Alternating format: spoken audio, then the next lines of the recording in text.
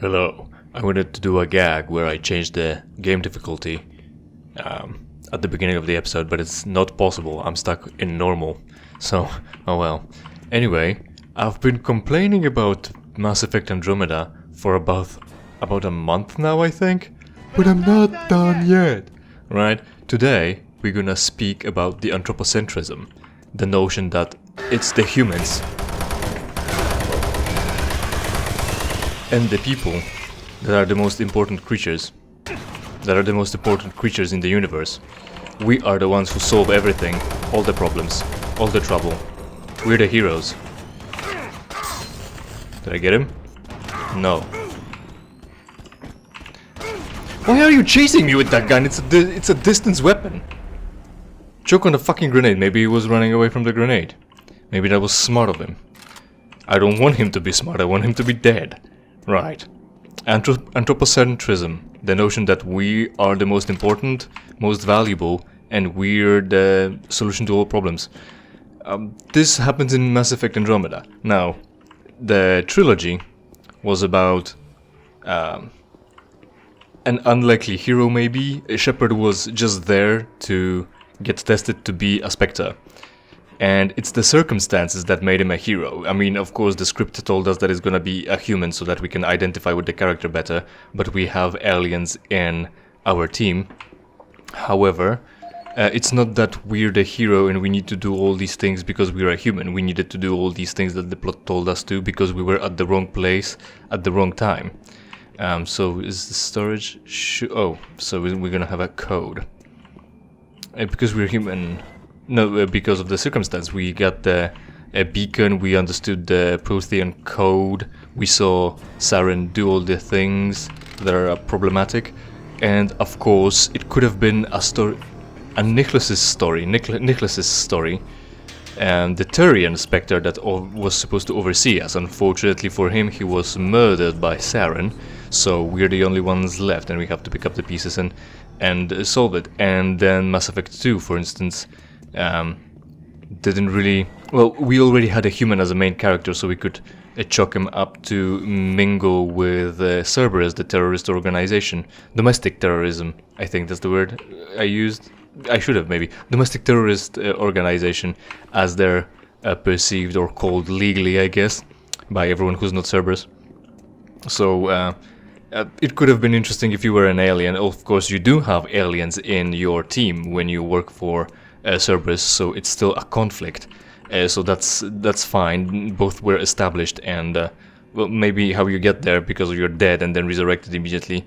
Maybe that's wonky, but ending up in Cerberus creates conflict, and that's interesting, right? Let's go over all the things that we've got in the data pads. Video disks, specimen stasis museum, we've gone over this. Larry Bowman, Stolcube as a weapon. This is the audio log of Research Director Larry Bowman, October 19th, 2145.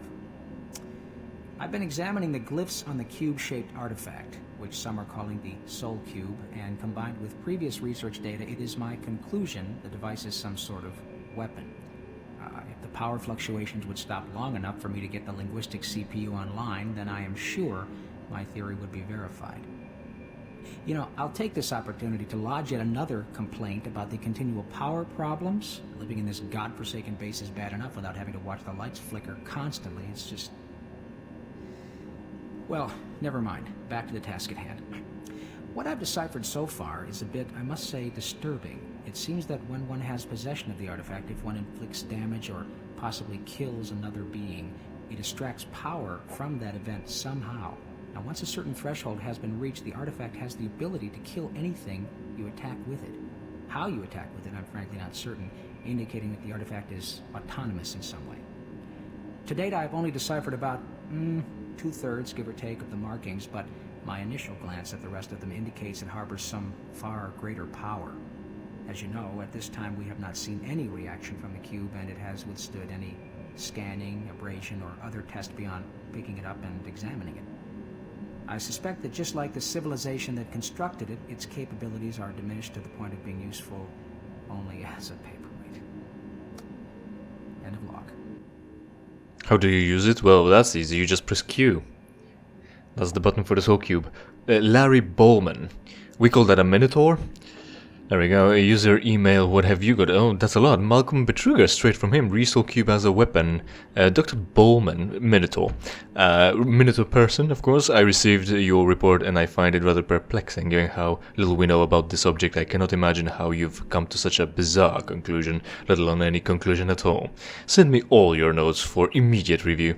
In the meantime, for your own sake, do not share these findings with anyone else. I would hate people to think one of my highly regarded scientists is prone to flights of fantasy. Yeah, whatever. It's hard to say whether Betruger was already fucked up because of all the experiments or not yet. You may be a winner, Dr. Minotaur person. I hope you will find this email. I hope you will find this. It's not that I hope this email finds you well, you know how they write in letters. No, you find this email. Don't miss it, don't overlook it. I have hidden my true name and address by disguising this email. He may be reading your messages. Oh, now I see. Pretty cool. Your boss, I will not mention his name, so that he doesn't show up in the searches. That's not too bad. That's interesting. Is far more dangerous than you can imagine. I believe he is using you and corrupting your work. I believe your findings are correct, and he knows it. He wants to hide the findings from the UAC and use the objects for himself. I don't know why yet, but I will find out. So now we know that he was already corrupted. Imagine, so this is a research facility and all, including weapons. Imagine, they've invented the Glock. And now they want to use it for themselves. I guess, yeah, it's firearms. Firearms are already on the market. Why would they use it? Technically, legitimately for self-defense or police work or military work, right? It is still a weapon that kills, but hey, why not have a Glock? You've discovered this is a weapon, the Soul Cube. Why would he want to have it? For self-defense, military and work, and the police work, possibly. It's neither of those things, though. Self-defense, maybe. Right? Why would be the legitimate reason to own an object that is used as a weapon to kill other things? It's a long argument. You know how it is. This is in the USA. I believe your findings are correct. I don't know why yet. Do what you can to stall him. Do not let him take possession of the object. He did. He just picked it up and left. A HR coordinator volunteer today. The UAC Mars facility is looking for volunteers. We would like to encourage people from your team to help in the following areas. Safety committee, work with teams to update and inform UAC staff of the importance of safety on Mars. Check placement of health packs around facilities. Plan events for Safety Awareness Month. Commitment here will earn volunteers 5 extra credits per month. Yeah, you'll be awarded 1 cheeseburger, dude. Also, check placement of health packs, not the med stations on the walls, you know, like it would be reasonable. Just strewn pills and bandages all over the facility, and check if they're there still. How irresponsible is that? You can overdose on painkillers, you know, and die. Research assistant at Delta Labs is looking for individuals to help with our exciting breakthrough work. Projects vary. See research coordinator for more information. Health test and liability waiver will be required. Commitment here will earn volunteers 25 extra credits per month. Wow, now you'll be able to afford streaming service. Also, with the safety, how about reporting where there isn't a corridor while there should be or could be? And now I'm running without a helmet or a sealed off armor or spacesuit. In between those, in 0.13 psi, pounds per square inch. Yeah, pressure, atmospheric pressure that would kill you. That's not a safety concern. You can even drive cars through those. Why do we need a car? It's like those cars, remember? Because we were chasing Swan and whatever his bodyguard name was. It came up once. And they took a car and drew across a place. And the car was sealed apparently, but also it's not that you can veer much of the course, go off-roading. Maybe, possibly because it was like a SUV, seemingly. But if you're using it in accordance to what was with the intent that you would drive from this hangar to the next hangar, or like docking bay, whatever you want to call it. It's pretty much the Tesla robo-taxi in LA or somewhere, where they have a tunnel and a bunch of Teslas are being driven by a person through corridors, through a tunnel, and they still have traffic jams. It's like, yeah, that's what we needed. We can't have a tram. It has to be a car that burns fuel. How do you provide enough oxygen in the atmosphere? Maybe they have their own oxidizer or just a oxygen tank, possibly. Or maybe they overlooked that and it's stupid. Maybe it's electric. Maybe it's still stupid because of the Tesla loop-de-loop. For more information about any of these opportunities or to post an opening in your department, please see Sierra Olson, Volunteer Coordinator in UACHR. Ian McCormick, it's a weapon. Larry, you were correct. The Soul Cube is a weapon. I've translated the glyphs and now I understand how it works. The Soul Cube, we kind of went over this, must be charged before it can be used. The souls within it must sense at least 5 deaths before the spiritual potentiality matrix reaches positronic astriction, right? Astriction, yeah. Ooh, we're really making it scientific, okay. Based on our interpretations of the glyphs, the cube has a way of acknowledging, yes, its readiness for action, but it's unclear how it happens. Maybe it glows green. Maybe you get a prompt on the screen. Maybe it links with your HUD display in your helmet that you are not wearing. For action, but it's unclear how it happens. More importantly, we still don't know what will happen when it's released. Why haven't you tested it again? Get ladybugs. Or rats. Kill it. Have the cube sense the death. This has gone way beyond the purview of Mars Station or even the UAC. We can't trust Betruger. He's gone mad. I'm preparing a report to send to the highest authorities on Earth. Good luck and good God help us, Ian. He's gonna email who? Vatican?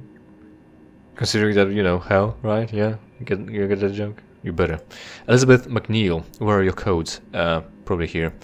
Elliot Swan, that'll be, investigation report. Miss McNeil, I have received your formal request on an inquiry into the activities on Mars. As requested by the board, I will be departing soon to investigate your claims. Your charges against Dr. Malcolm Betruger are being taken very seriously. As you may already know, the UAC, as a matter of policy, will not acknowledge or comment on questions or statements advanced by the press based on rumor or hearsay. I have been asked to explain that you are not to discuss this situation with anyone outside of your legal department. Thank you, Elliot Swan, UAC Executive Council. Hopefully you enjoyed my impression. Yeah. Michael Abrams, storage room code changes. All Delta Level 2 personnel.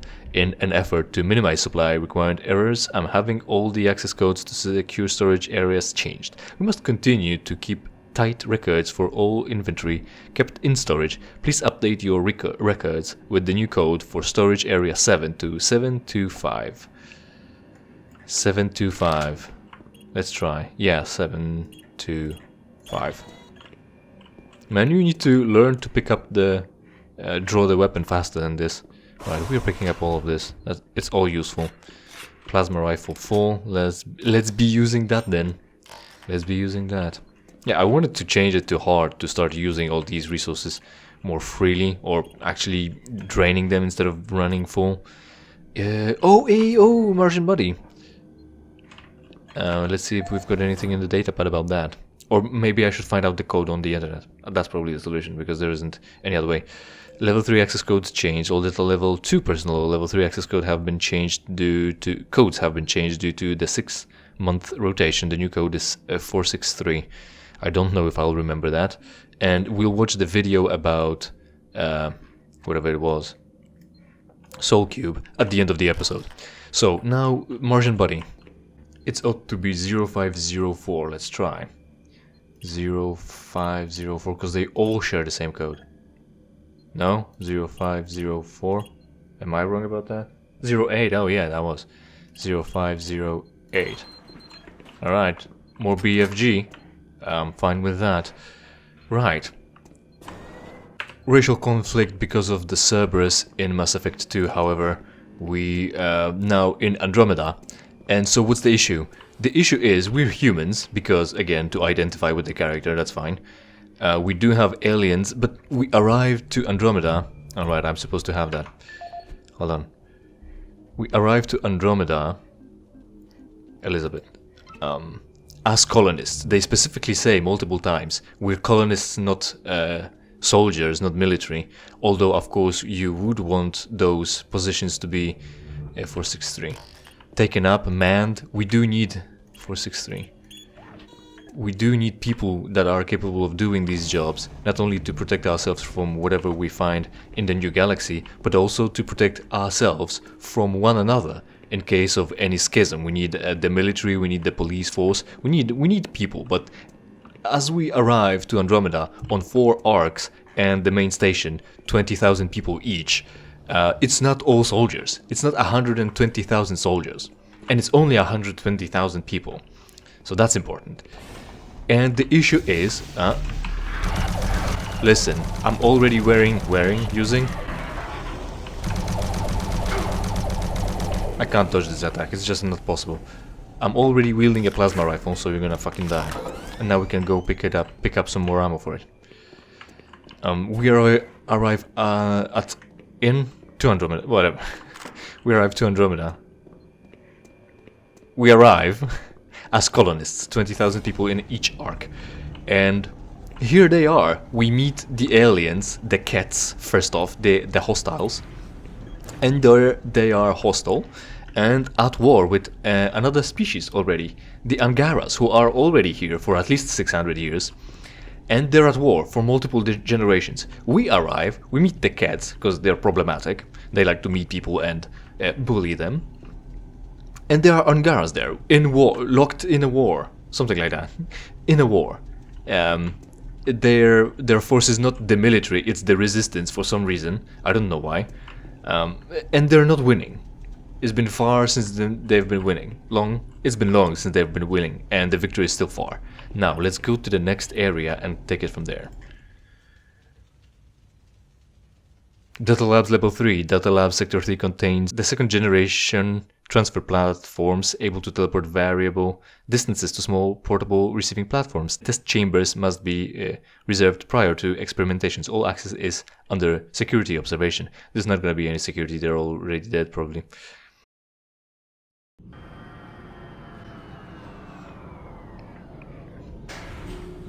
So meet the Angaras. They say they've got the resistance against the cat. They've been at war with the cat for a while now. That's probably a bit trickier. I can't get a good look because of the angles. They wanted to have a glass floor so you can look directly down, but yet the beam completely obscured everything. Thank you. Very helpful. And so now what? Oh hey, that's too big one. Too big of a one. I'm not gonna waste. So now what? Oh snap. Oh, at least you didn't whack me with your thing here this time. That's a lot of them this time. Oh, reload. You dead. Not a big surprise. So we arrive, right? We repel the basic skirmishes with the cats, of course, because that's gameplay. And then we learn about Angaras and their war. And so what happens then? Well, we pick up 6 people for our ships. Well, we start with that, right? We collect the crew of 6 people in our ship. All together. Well, that's a lot. Well, that's too late now. Okay. We got our 6 people that we can take with us, other than an engineer or a pilot. The medic and a... Huh? I feel like I'm moving slower. That's weird. What did he say about the rage? Anyway. Then, as we are sent on missions, we select 2 other people to join our party. So we have a 3-person unit to run around planets. And as we do, we meet more Angaras who task us with more missions about fixing the situation with the cat. And of course we succeed in 3 people's security station. Oh, security station, that's storage, okay. But anyway, Access granted. Aha, bitch! Fuck you.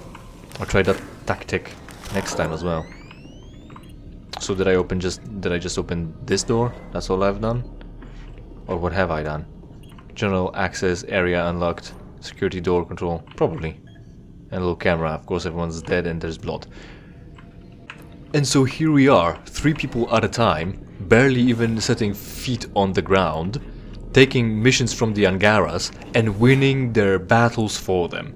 Eventually, thanks to us, the colonists, 20,000 people strong only, as opposed to the Angaras, you know, the entire nation spread across 6 planets or something, or species, with their different cultures, designed to live in here, we come over and win their war.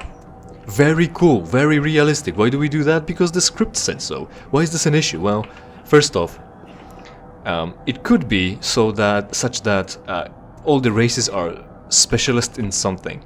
Asaris live for very long, so they can amass a lot of knowledge, a lot of wisdom over time, get degrees, get a great education, right?